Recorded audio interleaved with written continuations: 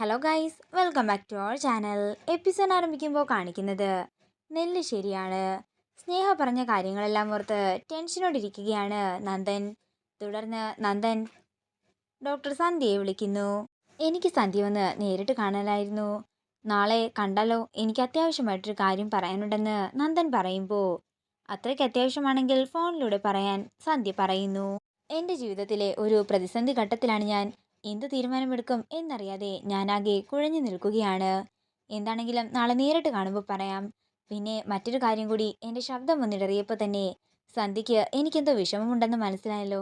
എന്നെ മനസ്സിലാക്കാൻ ഒരാളുണ്ടെന്നറിയുന്നത് തന്നെ വലിയ സന്തോഷവും സമാധാനവുമാണെന്ന് നന്ദൻ പറയുമ്പോൾ, നന്ദന് എപ്പോൾ വേണമെങ്കിലും എന്നെ വിളിക്കാമെന്ന് സന്ധ്യ പറയുന്നു. അങ്ങനെ നന്ദൻ കോള് കട്ട് ചെയ്യുകയാണ്. പിന്നീട് കാണിക്കുന്നത് കുടിച്ച് ലക്ക് കെട്ട് കിടക്കുന്ന സ്നേഹയാണ്. അതേസമയം അവന്തിക സ്നേഹയുടെ അടുത്തേക്ക് ചെല്ലുകയാണ്. നിനക്ക് ഇത്ര നേരമായിട്ടും ഉറങ്ങാനായില്ലേ എന്ന് അവന്തിക ചോദിക്കുമ്പോൾ സ്നേഹ പറയുകയാണ്, ഏട്ടത്തി ഇത് ചോദിക്കാനാണോ ഇപ്പോൾ ഇങ്ങോട്ടേക്ക് വന്നത്? ദേ ഇപ്പോൾ നന്ദേട്ടൻ ഇവിടെ നിന്ന് പോയതേ ഉള്ളൂ. നന്ദേട്ടനും ഇത് തന്നെയാ പറഞ്ഞത്. എന്നോട് പറഞ്ഞു ധനുഷിനെ മറക്കാൻ. എന്നിട്ട് നീ എന്ത് പറഞ്ഞെന്ന് അവന്തിക ചോദിക്കുമ്പോൾ സ്നേഹ പറയുകയാണ്, ഞാനേ പറ്റില്ലെന്ന് തന്നെയാ പറഞ്ഞത്. അവനെ ജയിലിൽ നിന്നും ഇറക്കി തന്നില്ലെങ്കിലേ ഞാൻ ആത്മഹത്യ ചെയ്യുമെന്ന് പറഞ്ഞു. അത് ഞാൻ എന്താണെങ്കിലും കാര്യമായിട്ട് തന്നെയാ പറഞ്ഞത്. അവനെ കിട്ടിയില്ലെങ്കിൽ ഞാൻ എന്താണെങ്കിലും ആത്മഹത്യ ചെയ്യുമെന്നും സ്നേഹ പറയുന്നു. എനിക്ക് അവനെ വേണം. എന്നിട്ട് അവനെ സ്നേഹിച്ച് സ്നേഹിച്ച് കൊല്ലണം. ഞങ്ങളും ഞങ്ങളുടെ പിള്ളേരും എല്ലാം കൂടി ജീവിക്കുന്നതേ എല്ലാവരെയും കാണിച്ചു കൊടുക്കണമെന്നും സ്നേഹ പറയുമ്പോൾ ഇതെല്ലാം കേട്ട് ദേഷ്യത്തോടെ നിൽക്കുകയാണ് അവന്തിക. മോളെ, നിനക്ക് ധനുഷിനെ മറന്നൂടെ? അതിലെ നല്ലതെന്ന് അവന്തിക ചോദിക്കുമ്പോൾ അതൊന്നും ഒരിക്കലും നടക്കില്ലെന്നും ധനുഷ് എൻ്റെ മാത്രമാണെന്നും സ്നേഹ പറയുന്നു. ഇത് കേൾക്കുന്ന അവന്തിക ദേഷ്യത്തോടെ മുറിയിൽ നിന്നും ഇറങ്ങുകയാണ്. നേരം പുലർച്ചെയാകുന്നു. പിന്നീട് കാണിക്കുന്നത് നന്ദൻ ഡോക്ടർ സന്ധ്യയെ കാണാനായി ചെന്നിരിക്കുന്നതാണ്. സന്ധ്യയോട് രാത്രി നടന്ന കാര്യങ്ങളെല്ലാം നന്ദൻ പറയുന്നു. ഇതെല്ലാം കേട്ട് എന്ത് ചെയ്യുമെന്നറിയാതെ ആശയക്കുഴപ്പത്തിൽ നിൽക്കുകയാണ് ഡോക്ടർ സന്ധ്യ.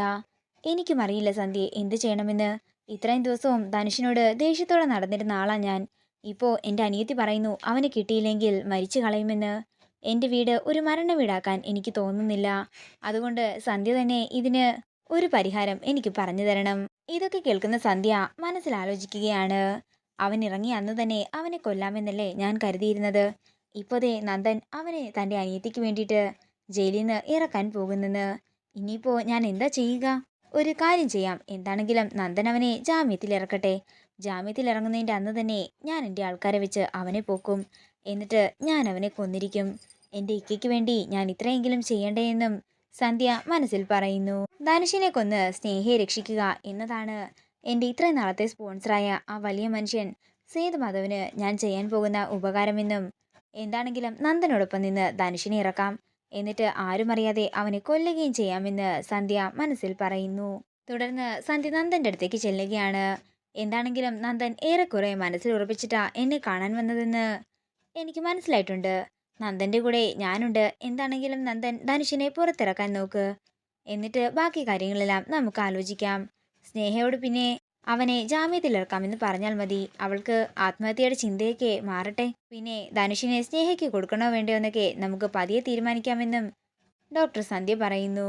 സന്ധ്യ പറഞ്ഞതുപോലെയൊക്കെ ചെയ്യാമെന്ന് നന്ദൻ പറയുമ്പോൾ സന്ധ്യ പറയുകയാണ്, പിന്നെ എനിക്കറിയാം നന്ദൻ്റെ കുറ്റബോധം കാരണമാണ് നന്ദൻ ഇപ്പോൾ ഇങ്ങനെയൊക്കെ ചെയ്യുന്നതെന്ന്.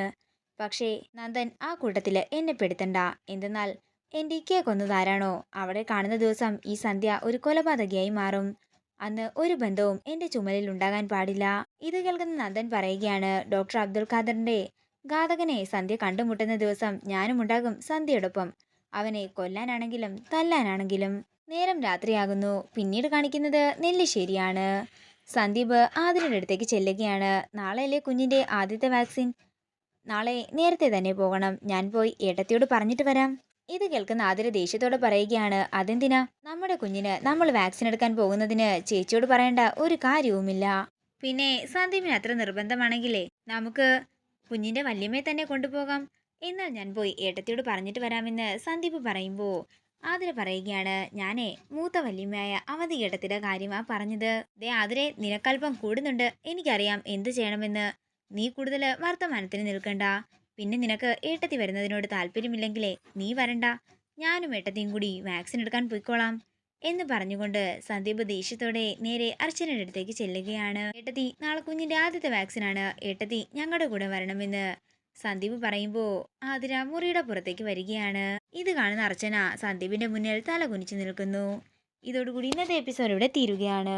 വീഡിയോ ഇഷ്ടമായെങ്കിൽ മറക്കാതെ ലൈക്ക് ചെയ്യുക, ഷെയർ ചെയ്യുക, കമന്റ് ചെയ്യുക.